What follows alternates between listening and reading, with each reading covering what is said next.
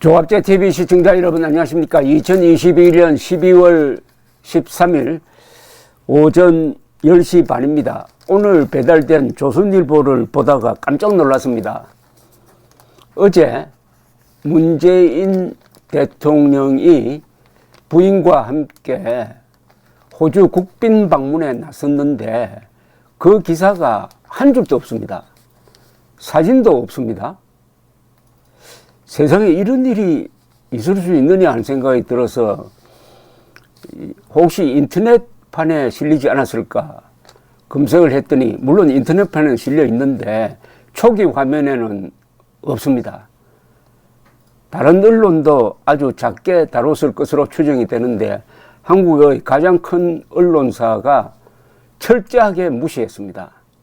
이런 일은 일단도 쓰지 않는 거는 아마 세계적으로 아마 드문 겁니다. 왜냐하면 보통 방문도 아니고 청와대에서는 국빈 방문이라고 자랑을 합니다. 2009년 이후에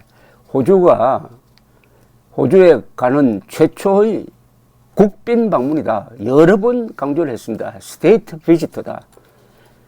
공식 방문, 실무 방문 이런 거 있는데 그것과는 차원이 다른 국빈 방문은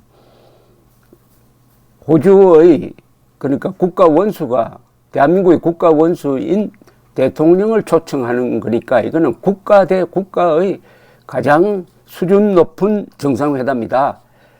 코로나 사태 이후 초청된 최초의 외국 정상이다. 이렇게 강조를 했는데 언론에서는 전혀 거의 무시해버렸는데 조선일보는 일단도 다루지 않았습니다. 이거 아마 기네스북에 오를 겁니다.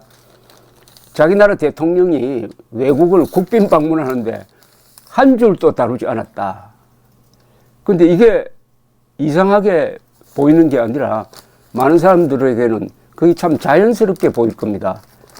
무슨 뜻이냐 하면 그게 뉴스가 안 된다는 겁니다. 뉴스가 안 된다는 거예요. 사실은 뉴스가 되죠. 코로나 창궐 사태를 맞아서 대통령이 오래전에 예정되었던 정상회담을 연기하지 않고 강행했다는 거, 이게 뉴스죠. 그러면 강행, 무리다 이렇게 써야 될 텐데 또 그렇게 쓰기는 못하고 하니까 아예 무시하는 쪽으로 간 듯 합니다. 우선 회담 자체는 일단 소개를 해드려야 되겠습니다. 문재인 대통령이 어제 오후 호주 수도인 캔버라에 도착해서 3박 4일간의 호주 국빈 방문을 시작을 합니다. 한국 정상이 호주를 국빈 방문한 것은 2009년 이후 12년 만이라고 합니다. 국빈 방문입니다. 문 대통령은 코로나19 사태 이후 호주가 초청한 최초의 외국 정상이라고 청와대가 강조를 하니까 언론도 그렇게 쓰고 있습니다. 문 대통령은 오늘부터 이제 캔버라에서 스콧 모리슨 호주 총리와 정상회담을 하고 공동 기자회견을 합니다. 이어서 데이비드 헐리 호주 총독 부부가 주최하는 국빈 오찬에 참석합니다. 영연방 국가이므로 여기는 총독이 있습니다. 총독이 국가 원수입니다. 전쟁기념관을 찾아 한국전쟁 참전 기념비에 헌화하고 한국전 참전 용사들과의 만찬을 갖습니다. 캔버라에 가보신 분 아시겠지만은 캔버라에는 두 개의 큰 건물이 있습니다. 하나는 국회의사당이고 국회의사당 맞은편에 같은 규모의 전쟁기념관이 있습니다. 거기 가보면 한 방이 한국전 참전으로 채워져 있습니다. 이 호주는 20세기, 21세기에 거쳐서 중요한 전쟁에 빠짐없이 참전한 나라입니다. 특히 한국에 가장 먼저 이 공군기를 보냈던 나라가 바로 호주입니다. 거기 가서 헌화를 한다고 합니다. 그리고 내일에는 시드니로 이동을 해서 호주 야당인 노동당 대표를 면담한다고 하네요. 하여튼 바쁩니다. 국빈 방문을 하면은 이렇게 실제 회담 자체보다는 형식이 이렇게 복잡해지는 겁니다. 이어서 호주 경제인들을 만나고 저녁에는 또 모리슨 총리 부부 주최 만찬에 참석하고 15일 귀국한다고 합니다. 청와대 측은 왜 이럴 때 나가느냐 하는 데 대한 그 반발을 의식해서인지 가는 이유를 이렇게 설명을 했습니다. 최근 요소수 사태에서 보듯이 핵심 품목들의 경우 도입선을 다변화하는 것이 중요하다. 이번 국빈 방문은 원자재와 핵심 광물 공급망을 안정화하는 계기가 될 것이다. 라고 했고요. 그러나 외교가에서는 지금 호주가 반중 정책을 쓰고 있습니다. 이럴 때 호주에 가는 것이 혹시 반중 연대에 참여하려는 것이 아니냐 하는 시각도 있습니다. 여기 대해서는 최종건 외교부 1차관이 지난 9일 TBS 라디오 인터뷰에서 문 대통령이 영국이나 미국을 방문하면은 중국 견제냐? 우리의 필요에 따라 주요 파트너와 언제든 협의할 수 있다. 청와대 고위 관계자도 호주와 중국 모두 우리에게 중요한 국가다.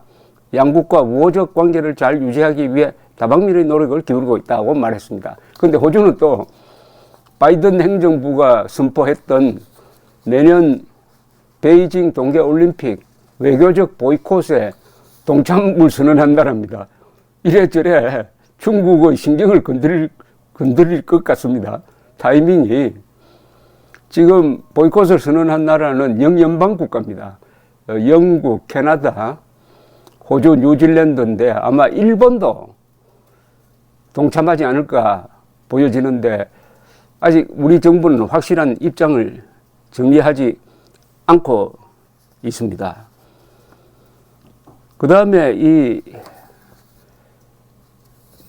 호주 언론의 보도를 한번 봤습니다. 호주 언론 중에서 영향력이 큰 ABC 방송 인터넷판을 보니까 호주 정부 쪽에서도 한때 이 한국의 코로나 사태로 해서 이 정상회담을 좀 연기하는 것을 검토했다고 합니다. 검토했다고 하는데 총리가 감행하자 이렇게 결정되었다는 그런 뉴스가 나와 있는데 그 요약을 하면은 코로나 사태에도 불구하고 문재인 대통령의 호주 방문이 강행된다 하는 그런 취지의 기사를 써서 아주 좀 그 묘사가, 뉘앙스가 아주 독특했습니다. 그쪽의 해석은 한국이 호주로서는 매우 중요한 나라다. 양국 무역액이 네 번째 되는 나라고 특히 한국이 200억 달러가 넘는 호주의 광물이라든지 가스라든지 또는 쇠고기를 수입하는 나라다. 그것을 강조하고 있었습니다. 뭐냐면은 이게 국빈 방문이란 게 서로 주고받는 겁니다. 국빈 방문을 통해서 문재인 대통령의 명예심이라고 그럴까요? 이 자존심을 좀 올려주고 그 대신 호주 제품 많이 사라. 이렇게 부탁하는 거 아닙니까? 호주의 국익을 위해서 하는 것 아닙니까? 이 국빈 방문에는 비용이 따릅니다. 국빈 방문을 하면은 그 나라에서 준비를 많이 합니다. 의장대 사열, 예포 발사, 거리의 환영, 여러 만찬 행사. 그러니까 행사 중심으로 가지 이 회담 중심으로 가지 않는 게 이 국빈 방문입니다. 그래서 선진국에서는 특히 유럽에서는 국빈 방문이라는 이게 거의 사라지고 말았습니다. 또 주민들도 특히 불만이 많아요. 파리 같으면은 예컨대 국빈 방문을 계속 받아주면은 파리 시민들 얼마나 귀찮겠습니까? 그래서 국빈 방문은 20세기의 유물이다. 다만 한국의 외교관들이 특히 대사가 국빈 방문을 성사시키면은 대통령으로부터 외교부 장관으로부터 점수를 많이 받는다. 무리하게 국빈 방문을 성사시키려는 이런 허례허식 이거 그만둬야 합니다.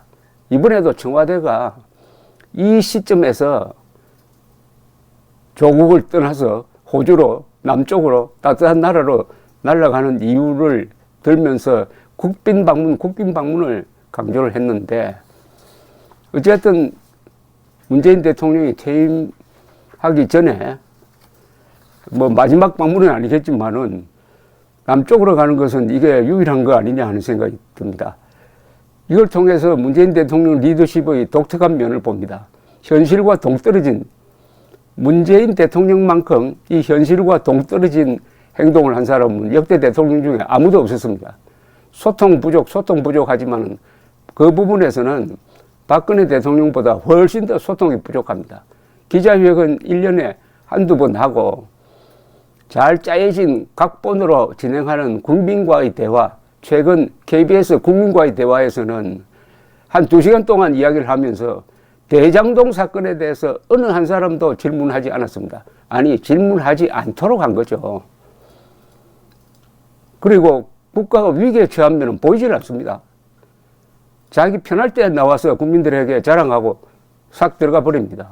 그것도 앞뒤가 맞지 않아요. 지난 국민과의 대화에서 마지막에 아주 근사한 이야기 했지 않습니까? 대한민국은 세계에서 탑10에 들어갈 수 있는 나라다. 이런 성과는 역대 정부가 다 국민과 같이 노력한 결과이다. 역대 정부의 공을 칭찬을 하면서 이 성과를 부인하는 것은 국민에 대한 모독이다라까지도 이야기를 했는데 그 며칠 뒤에 전두환 전 대통령이 자꾸 하니까 조화도 안 보내겠다. 조문도 안 하겠다. 무슨 자랑하듯이 이야기를 함으로써 대통령의 책무인 국가의 계속성 수호, 헌법 제66조입니다. 을 정면으로 위반한 문재인 대통령이 하는 말과 하는 행동은 완전히 유체 이탈식으로 동떨어져 있습니다. 그 이유는 가장 큰 이유 중에 하나가 청와대가 저렇게 고립된 장소에 있다는 사실입니다. 문재인 대통령도 취임하면 청와대를 광화문으로 옮기겠다고 해놓고 석연찮은 이유를 가지고 그걸 하지 않았습니다. 청와대가 광화문 근방에 있으면은 이렇게 고립되고 동떨어진 현실과 먼 행동을 할 수가 없는 것입니다. 역시 장소가 중요합니다. 다음 대통령은 청와대 옮긴다는 공약을 꼭 했으면 좋겠습니다. 감사합니다.